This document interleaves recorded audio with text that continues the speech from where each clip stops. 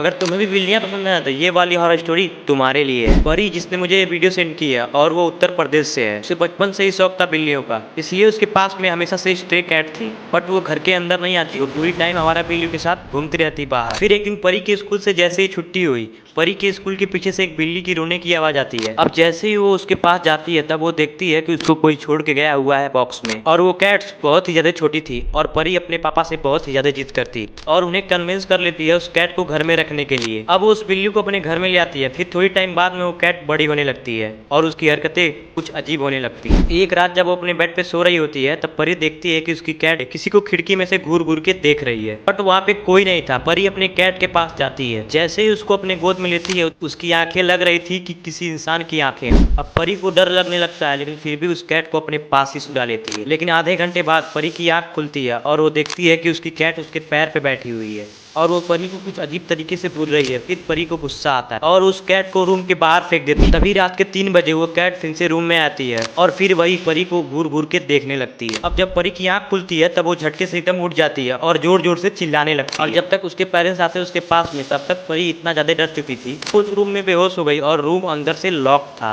इसलिए वो डोर को तोड़ देते हैं और जो अंदर उनको देखने के लिए मिलता है वो बहुत ही ज्यादा डिस्टर्बिंग था। और वो बिल्ली उस रूम में मरी हुई पड़ी थी और परी उस रूम में बेहोश। तभी परी को हॉस्पिटलाइज किया जाता है एंड जब उसे होश आता है तब उसे कुछ भी याद नहीं था। उसने ये जरूर बोला जब वो बेहोश हुई थी उसके 10 सेकंड पहले उसने देखा था कि उसकी बिल्ली की आंखों से खून निकल रहा था। अब आज तक परी को एंड उसकी फैमिली को पता नहीं चला कि उसके साथ हुआ क्या था एंड उसकी बिल्ली कैसे मरी।